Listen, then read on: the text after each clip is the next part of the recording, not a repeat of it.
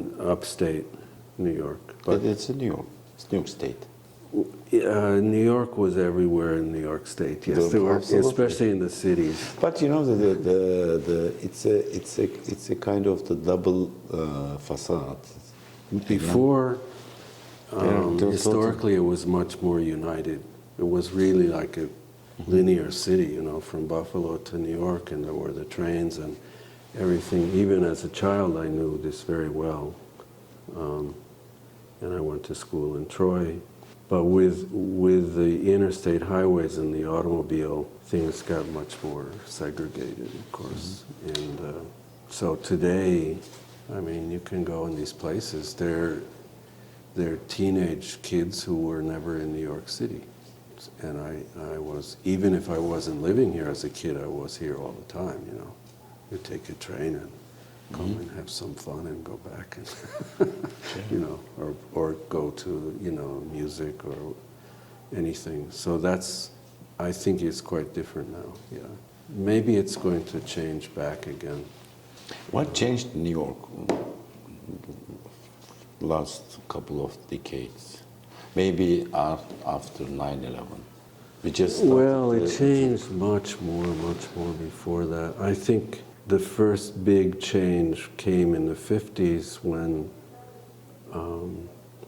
the middle class was incentivized to move to the suburbs. So, you know, if you had to, unless you really believe in the city life, you had to be stupid because the government was giving cheap loans. You could have a little house in Levittown, you could get out. And then it came the moment by the 60s when the port moved to New Jersey, huge port, so with containerization. So that was the second phase. And then with that came the big disinvestments, of course, because, you know, everything moved. That's the 70s and 80s. And there were some very, very, I would say, stupid policies which didn't understand that, okay, in the 80s, 70s, 80s, the city lost 1 million people. And in the 90s, they gained back 1 million people. But in that period of loss, the planners and politicians didn't understand that it would come back. You know? They didn't have faith in their own city. So there was all kinds of theorizing and things about this planned shrinkage and all this kind of thing. So there was a disinvestment and official policies, which meant like big areas of the Bronx burned or central Brooklyn burned because the banks weren't required to give loans there. So if you had a building in somewhere in the South Bronx and it had tenants and everything, but I don't know, in the winter the heating went, the boiler went, you couldn't go to a bank to get the money to, you know, a loan to replace it. And this was called redlining. And it was in the poorer areas, of course, because the city thought they would just, you know, disappear. Well, they didn't disappear, but a lot of destruction was replaced with very low density housing. So we have a problem now of not being able to expand further easily because of land and availability of land, but then of course the money side, you know, we don't have in this country, but certainly New York is a good example, we don't have an economy of housing production. I mean, we just, you know, you can do the luxury stuff, maybe a little middle stuff, you know, but beyond that, and we're a city that's 40% low income, and they're important to the city because they keep it going. I mean, someone has to do the work, you know. That's where things are now, and I don't know if it's clear. I don't think there's a clear. Maybe it's like in the 80s when we thought, well, there's no clear path to recovery. Maybe we're saying the same thing now, but it's out there. We just don't know what it is. I don't know. But the global situation has changed. I'm sure it's everywhere. See, Istanbul's the same for sure, you know. Istanbul, Moscow, you know, till last week. You know, so Kiev. Kiev, yes, and I worked in Kharkiv. Kharkiv is tragic. I mean, this was a well-functioning city up to a point, you know, with an economy and everything. But anyway, so the money that coming in there's a lot of global investment, but it has no obligation. You know, it's people buying $150 million penthouse, you know, on 57th Street. You see these these new buildings and all this kind of thing, and not even living here. So the real economy that has to do with building a city, you know, that has some kind of diverse economy, it's quite difficult now, in spite of the fact that there's plenty of money coming in. You know, it's just not filtering down. So I think that's the biggest challenge. However, in terms of livability, I think the city is certainly in better condition than in the 70s. Even from the 90s, I don't know if you sense, but you come here now, things are, even with COVID and all this, you know, things are more, let's say, almost more, you know, easier, and you see more positives, you know. Back then it was... More public places. Yes, right. And the parks as infrastructure there's been a big investment with the Bloomberg administration. He wasn't perfect, but he was a kind of leader, especially with the economy. I think he made mistakes, but everyone makes mistakes. As they say, you know, it's better to have a friend who's not perfect than a stranger who's perfect. So that's kind of like our mayors, you know. So, yeah. So I think it's a period of some optimism. I always say that the thing that New York has as a huge advantage is having the old infrastructure, which can be reinvented. So if you go to other American cities, like Phoenix, I like to pick on Phoenix, but I mean, it's primitive as a city for, you know, okay, you have cars and that's about it, you know, there's some kind of attempt at transportation, but here we have everything. We lost the tram system, of course, which is a big mistake, but anyway, that's a long story, but at least we have the subways, and we have the regional trains, and we have the statewide trains. So, I mean, at least the basic infrastructure. So I think that will be reinvented. It's a huge resource. And we more or less function, more or less. The social services side is not good, of course. In general, in USA. Probably according USA to sure, yeah. if we compare the Europe, of course, yeah, of course, and totally everyone says, story. how come you can't build housing, and they build housing in Europe? We have a different government, you know. Different government and a different mentality. Also, that's right. US also every year maybe 50,000 immigrants. Allowed to live in city and also the original country, but Europe doesn't allow that kind of things. Any European country has a total different mindset. Now we see what happens with Ukraine, and you know, that's a game changer from point of view of internal immigration in Europe. It's going to be interesting.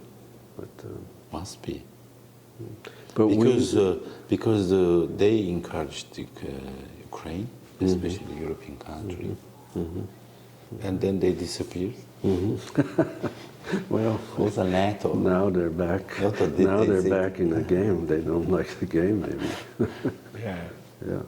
But we need the immigrants here for the economy. I mean, it's not like and also council things. You know, it's in the USA Constitution. It's USA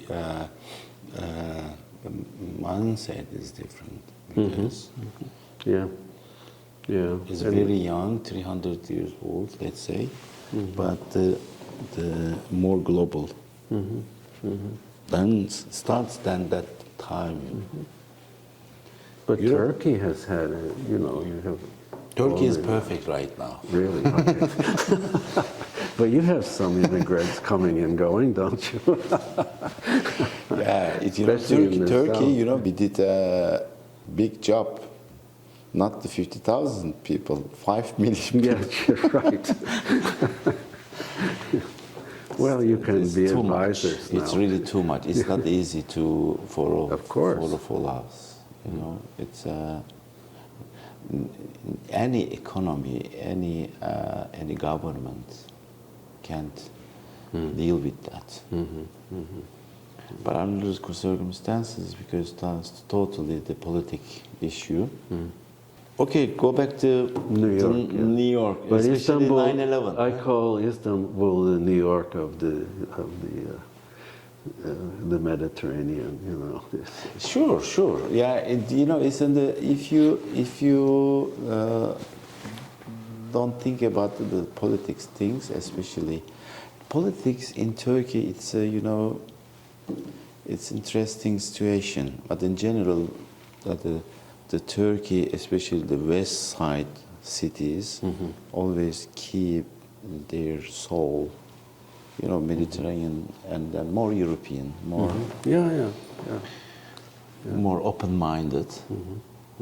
It's like you know, the Midwest Yes, country. the flyover of- You know, if you go to the Minnesota or Montana or something, you know, it's Yeah. and the same thing to east part of the Anatolia. So and yeah, 9/11 and then 9/11. I I was was here. under the tower. I lived just under the Trade Center towers, the north side. We took Battery Park? Battery Park or Tribeca? No, Tribeca, yeah. Reed Street, but I had a loft there. We had a roof terrace where you could see the two towers. Very, you know. And I took our daughter to school, which was right under, there's a public school there.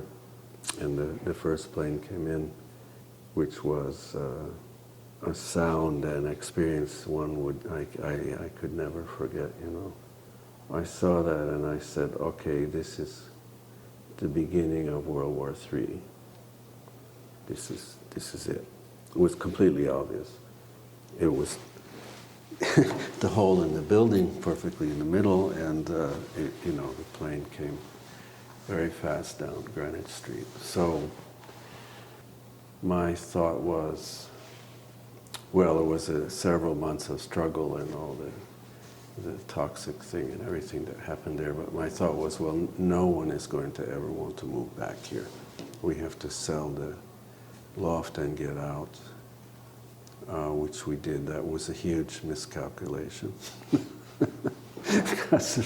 because these younger people, I mean, they just started going there to live, you know, in Lower Manhattan, Wall Street and all that. There were some incentives, of course, but it became a popular place. But I still have trouble to go there. I moved to the other end by the George Washington Bridge. I thought, well, okay, maybe it's better to, if it's World War III, to have the other end of the island to escape. But it came back, and in a big way, Lower Manhattan, not predictably. That's the problem with planning, you know, that we can, things don't always work the way, you know, they're calculated to work. Of course, Lower Manhattan has shifted from being basically service industry to residential. But that was happening even much before because things shifted to Midtown. But the big change around the economy, I think, was also the IT stuff. you know, all of a sudden, okay, there was Silicon Valley in California, but we had Silicon Alley here, and so this spine that went up like 6th Avenue, Park Avenue, the north-south spine there developed into all this startup stuff, which is still starting up, I have to say. It's not dead yet. And that was a big change. Right at 9/11 wasn't quite anticipated. It was like Bill Gates was saying like, well, cities are obsolete. You know, he did this book called The Years Ahead or something like that. The cities were obsolete now, you know, everyone was going to be in their, working out of their garage, like in California, making, you know, Apple and all this stuff. And it's completely not true, of course. So COVID is an interesting case, because now we have the online stuff that didn't exist even very much before COVID, but, you know, the new enterprise is social. Sorry, you were going to. No, I was saying city is not only working more, for living, cultural things, socializing, and art, and other learning at the university, school, and other things, and then lectures and discussions, many things together. Therefore, we would like to go to live in the city. As a city has its soul, is important thing. But only working, sleeping, working, sleeping, it's not. Yeah, of course. It's not enough. I think there's a lot of stress with COVID around this question. But I think that we learned many things by COVID pandemic time. We keep our time so busy. There is no learning and also building ourselves. That we made bread in our home, you know, and so we get together as a family issues, and then we read the books. But where's your main base? In Istanbul or in Our office. Your main in Istanbul. Yeah. I'm based in Istanbul. Yeah, well, that's a good place to be. Yeah, this the With old the city. problems, but it's a real city. Yes, you know, the politicians pushed the city to the wrong side, the people actually. But in the city always survive, because the Istanbul, you know, the old city. Yeah, of course. And happened many things. Think about it, 1,000 years ago, 2,000 years ago, 3,000 years ago. Many changed. And then Roman time, Greek time, Roman time, Ottoman period.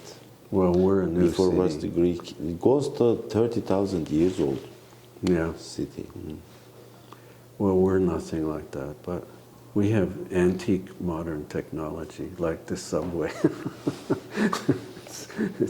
I think the tourists come to see antique stuff.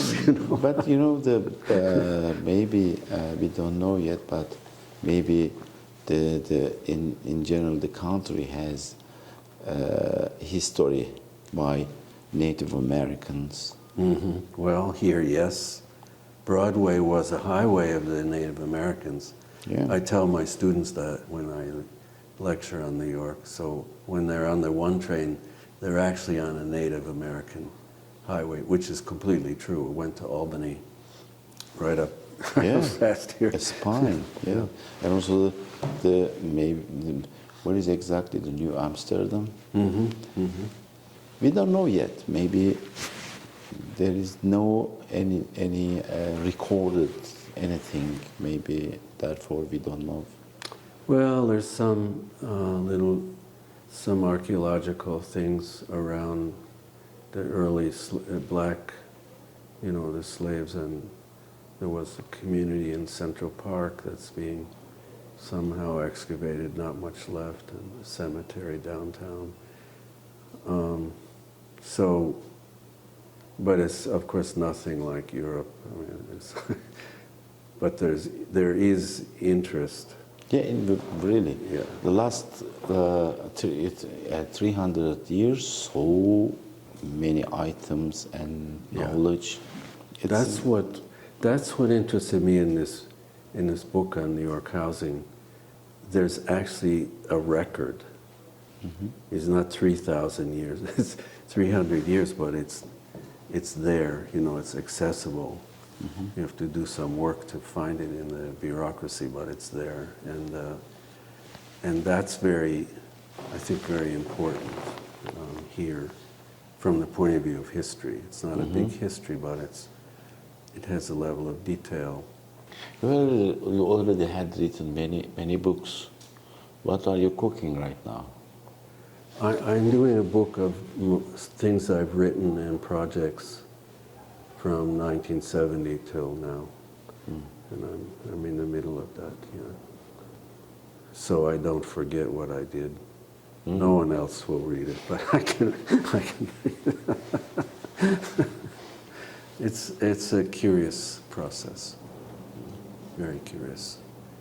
Also, you worked in Bodrum, Turgutreis. Oh yeah. How was it?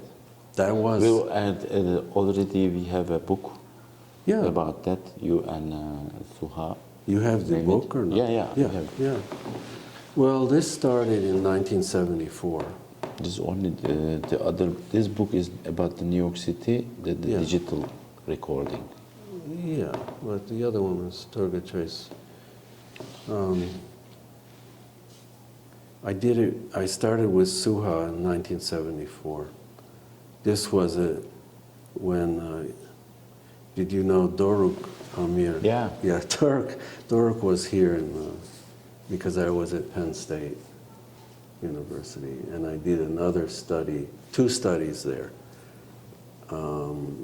Somewhat similar, but Turgutreis was quite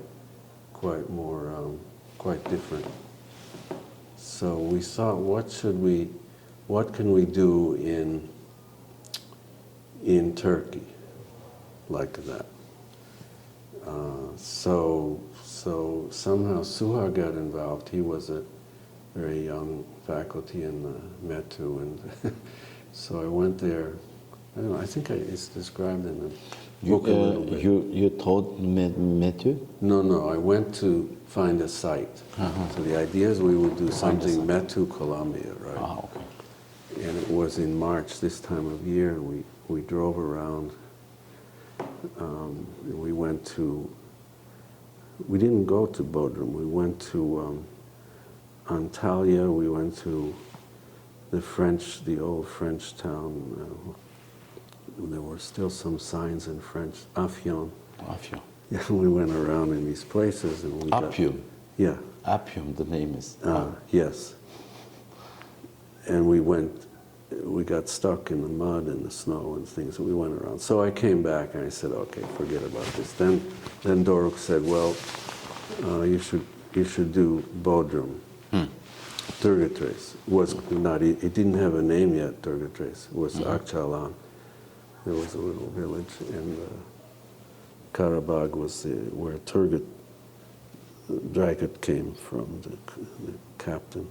So anyway, I took a group there in summer '74, and then there was all the mess in Turkey, the political mess, you know, and we were going to publish what we did then, but it was too difficult. So finally in 1986 I said, well, I want to go back and see what happened because, you know, this is interesting documentation. So we went back in 96, 1986, 1990, 94, 97, and then I went back alone in 98 or 99. So we had an interesting documentation of the enormous change.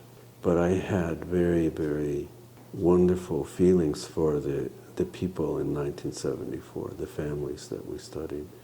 And it reminded me here, because I came, part of my mother's family came from, they were really 19th century agricultural family upstate. When my grandfather, he still didn't have electricity. He had a very large house, incredible library, but he didn't have electricity. I had a very similar feeling in Turgutreis.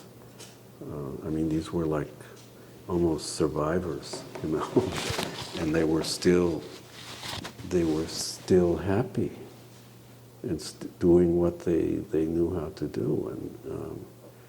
And okay, the kids, some of them had some ideas maybe to improve a little bit their situation and all that, but it was not a negative story at all.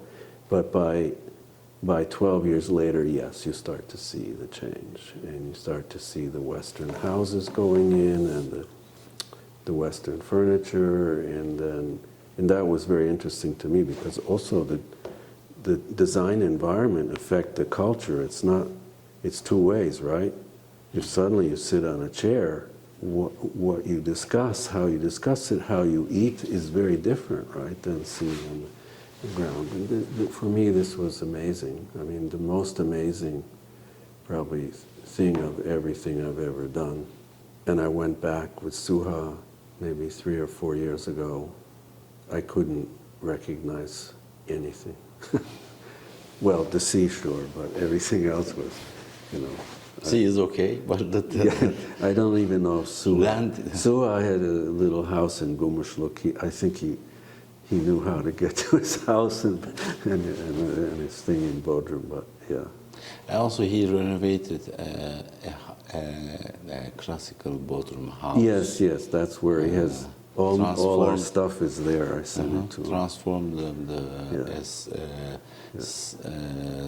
a small city library. It was Yes, very right. convenient. Yes. He organizes some lectures. Hi, Suha. Yeah, We are talking about so, you. We're talking about you, and you know, don't be afraid. We're okay. Yeah. Yes. So back to New York. So that was interesting, because at the same time here there was the big changes. When I came here, the city was really, everyone thought, going downhill like very fast, crash course. And so the contrast of going somewhere like Turkey and then Bodrum, and then what was happening here, I think was quite interesting. Even Bodrum, because of building conditions and then regulations, protected the city. Yes, right. If you look at the other cities, Yeah. they are totally messed now. And even Turgutreis had more restrictions than many Yeah. places. Yeah. It's in the 70s, the preservation and protection laws. I mean, here we had nothing. I mean, when I was in school, the Penn Station was destroyed. You know, that was the first one that really started to have a resistance. But even by '74, here it was very hard to protect much of anything. The Metropolitan Opera was destroyed. In the '60s was brutal here. The old Metropolitan Opera was everywhere. fantastic. I used to go 60s there. everywhere was Yeah, brutal. yeah. And then especially 64 started the global population high, and then the people needed new housings everywhere. But Istanbul resisted for quite a while. The first European city is protected. The European city, yeah, the European side. The other side was side, wild, yeah, wild east. Yes. And also the European country cities, medieval cities, protected themselves. They started maybe 200 years ago, the protection and archaeological, especially the Bozar started the archaeological education system, and then started to protect the city soul. But I think the New York started step by step that kind of the protection. Yes, preservation. and they knew. Also, the Columbia University has a education system here, right? About the preservation and. In Europe, you mean? No, Columbia University. Oh, for preservation. Yes, yes, there's a program. Yeah, there are many programs now in the U.S. universities for preservation. Maybe still too much focused on just old buildings. I always argued here that you needed more emphasis on urban fabric preservation too. You know, not just single buildings, but the actual the fabrics, factories, the neighborhood. No, fabric. fabrics, okay. Yeah, and that's very slow to come. How's the relationship with Columbia University and city planners?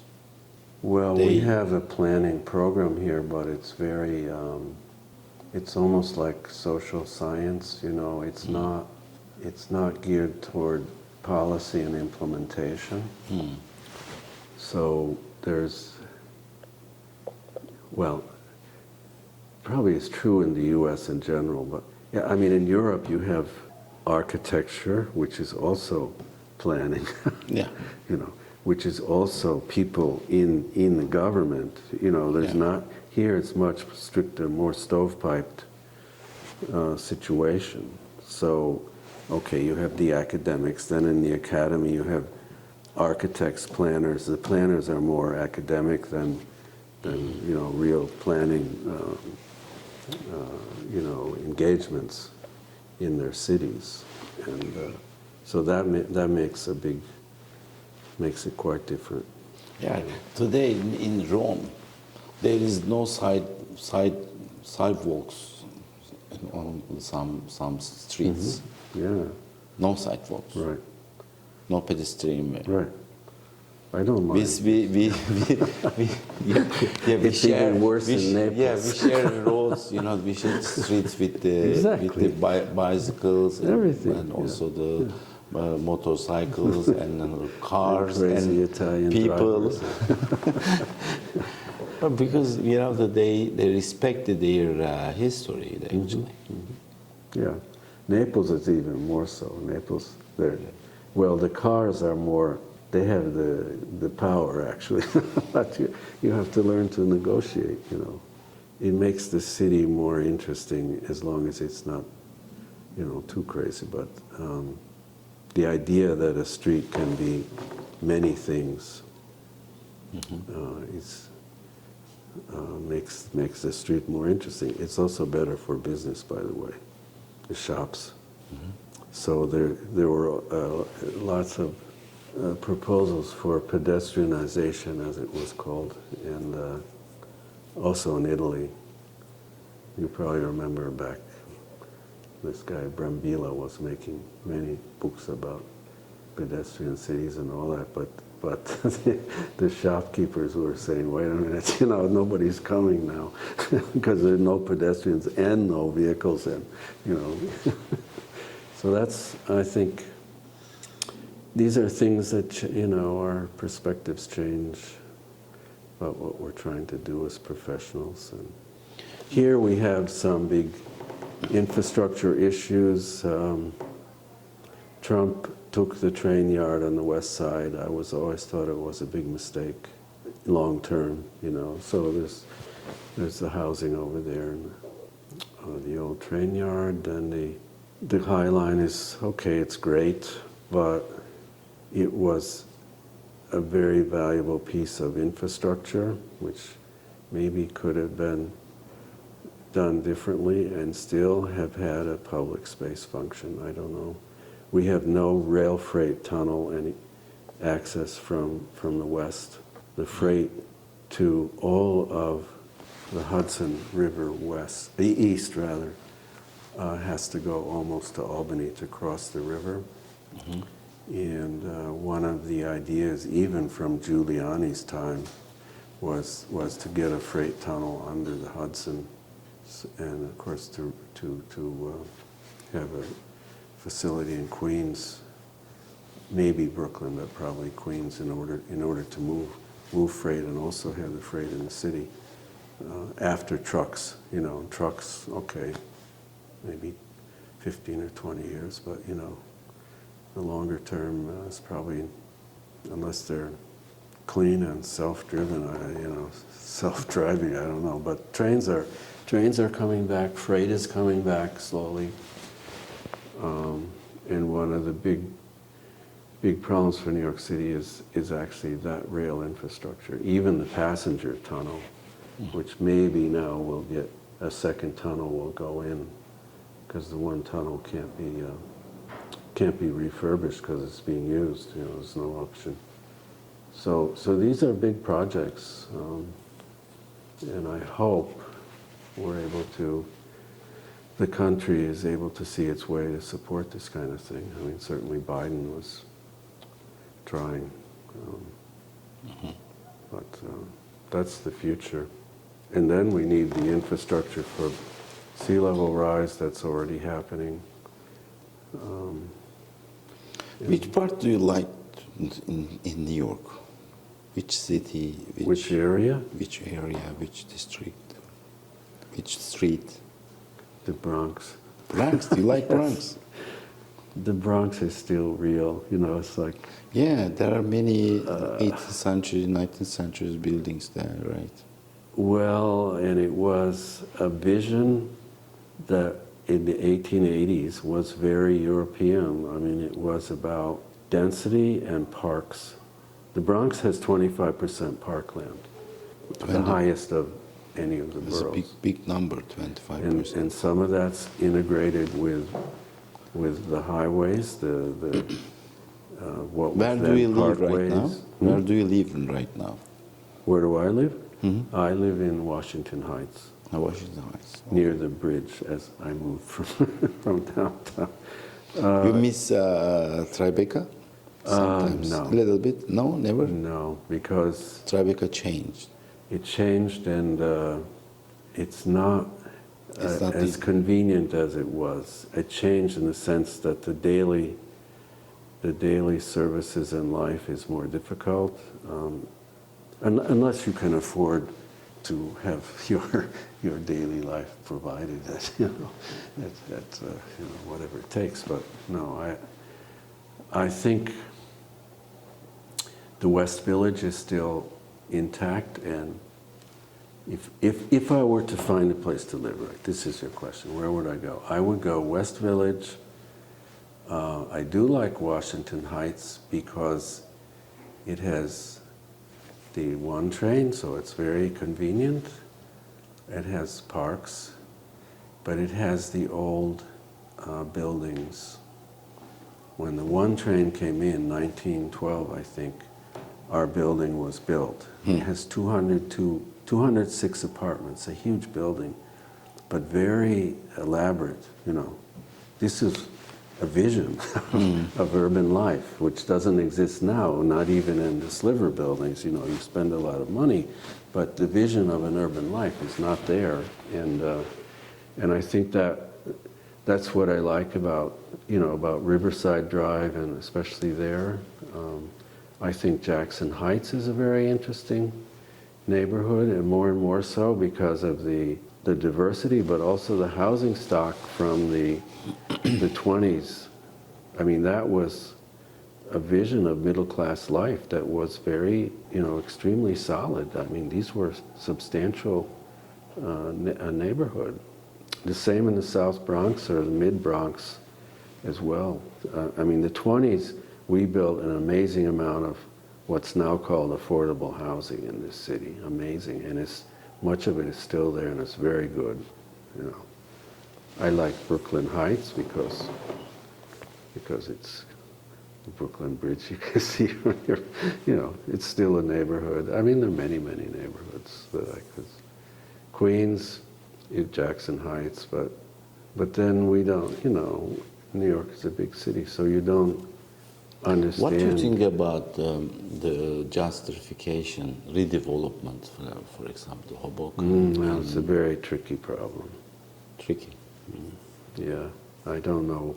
What would we do without it is a problem, because of course you need investment. Is a potential possibility or It's already problematic? It's already happening, and it's the one side, from my point of view, has its positives, because at least you have investments in areas that are really needed, and there's no public money, you know.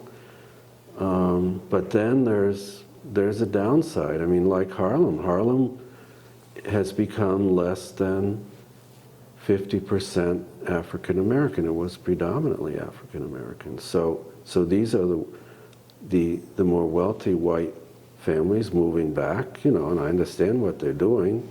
And the old building owners are getting rid of the buildings. So that's a very interesting phenomenon. So maybe you have a middle-class family, 2 or 3 kids in Westchester, with a 4-bedroom house, but they have 2 or 3 cars. Their taxes are going like crazy up. They're getting drunk on the weekend and killing themselves in their cars, you know, this kind of thing. And all of a sudden, you have Harlem, where you can buy a beautiful brownstone. You have services, you know. You don't need all these cars. Your taxes are much less. Single-family houses in New York City have quite low taxes, by the way. And you have at least some amazing public schools, like Bronx School of Science, Stuyvesant downtown, which are free. Your kids are exposed to urban life, you know. I think people are recognizing that urbanity is healthy in a way. And so the idea of escape has its big limitations. On the other hand, we have the growing poor population in these areas, the attractive areas which are gentrifying, and where do they go, you know? So it's not an easy question, and it's fundamentally caused by a lack of public investment in order to keep a diversity of population. But, you know, it's there are, of course, people who hear what I say and who are basically saying no gentrification, basta, that's it, you know, we're finished with that, you know. But it's not realistic. On the other hand, it's not properly planned for. You know, it's a market phenomenon, free market. You know, okay, whatever can happen happens, and you know, you take it and that's it. But I think there has to be more consideration of planning for it. I mean, I worked last semester in Harlem with a corporation of churches which are trying to invest in affordable housing. And first of all, they have trouble to find sites. They have trouble to find the money. They have to go, it's no government money to speak of. There's some government money, but you have to put it together packages, which is very difficult. And then, of course, like they had just completed one building with 110 apartments. For the 110 apartments, they had 55,000 applications. 55,000, 3 zeros. You know, this is what's going on. How do we survive? How do these people survive? Well, I guess they're survivors, you know. You know, urban folks are survivors. According to you, New York is expanding or shrinking? New York? Expanding. Yeah. Still? Not, oh yes, but not as fast as I would have predicted 5 or 10 years ago, but yes. In other words, the trajectory of gaining back the 1 million people has slowed. But I think a lot of it has to do with the capacity of the city to absorb. So people coming back, or immigration has other options, of course. But yeah, it did not stop but it's very slow now. You think will be slow? Stop? No, Never, ever. no. But that's my bias. Yeah, I think no. I think What will be happen in the next century will be the meta super combo. yeah. Metropole. Well, this was super for, metropole. This was for Michael Sorkin. Megapole, huh? This is Michael Sorkin's, territory to answer. Yeah. I don't know, but Well, he passed away. yeah. So someone has to comment. Yeah, that's true. So, but I think, of course, there are low-density areas to be occupied. But I think New York is also a region, and it's 22 million, 21, 22 million. It's always considered as separate pieces, but when you look at the region, the region will grow. People says the 50 million, 20 million, 22. What I don't know if anybody's Nobody saying that. No, nobody. We lost. Yeah, that's. We totally. They have these things have no credibility except for crazy people, but But 8 million people come to Manhattan and other part of the city for working every day. Well, that's interesting. I don't know. Manhattan, New York City is 9 million. We did a study in the Urban Design Lab, which is something I've been involved with for a long time. We did a study of Twitter and sentiment. And that's a long story. In parks, we wanted to know if there was more positivity in a park than outside of a park, because there's this long urban history, right, of parks are good and you have to have more parks, more parks, more parks. So we did a study for New York City, and it turned out that yes, for the boroughs, Bronx, Brooklyn, Queens, there was more positivity in the parks. Manhattan, no. So we thought our study was not valid, because how could Manhattan, with the highest density, possibly be less positive in parks? And it turned out, after a lot of researching this question, that the key was that 2.5 million people commuted into Manhattan for work, Manhattan below 59th Street. So they weren't living here, and their use of the park was very different. But this gets to this point that we have a lot of mobility around workplace.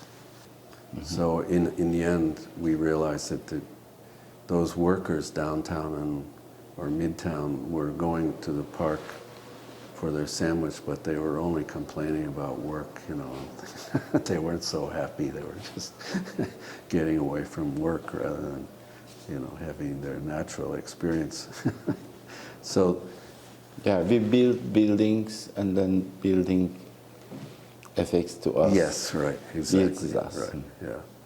So, but I think the problem now of the 22 million people is again the infrastructure and connectivity. I did a lot of work in Seoul, and Seoul is around the same size.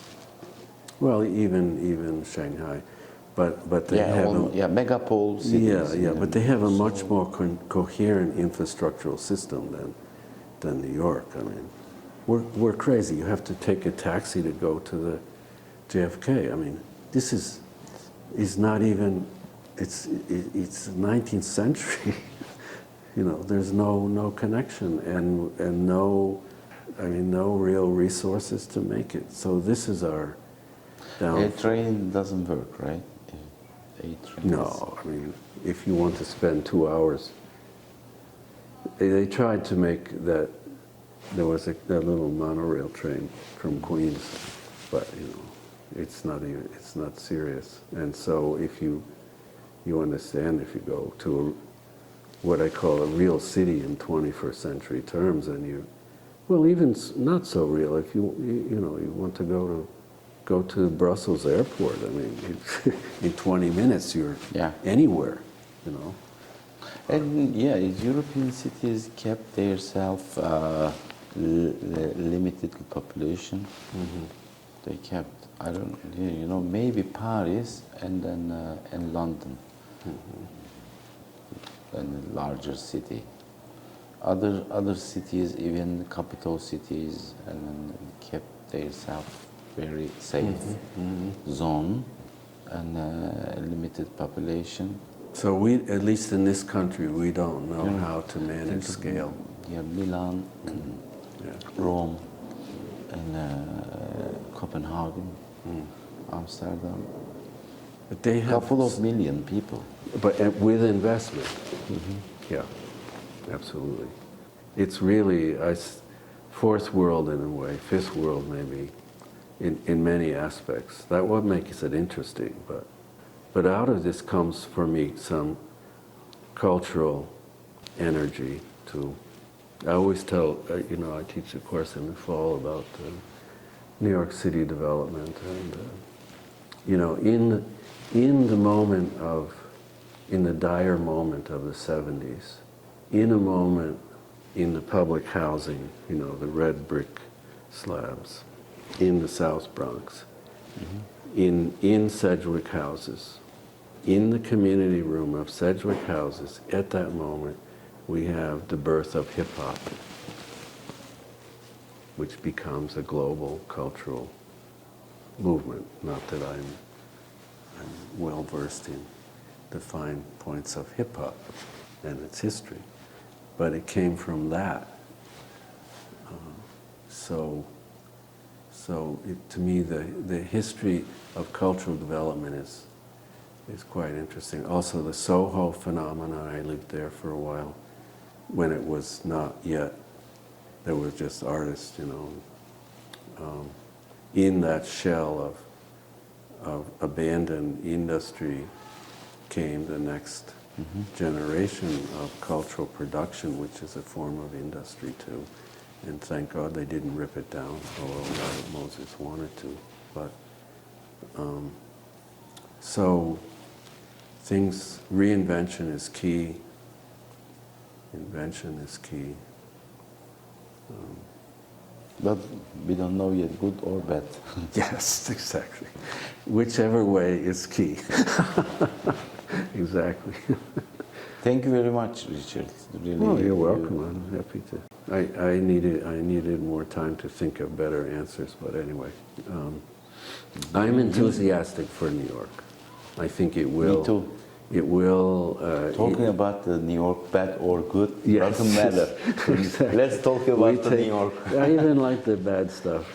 Sometimes it's a kind of entertainment, you know.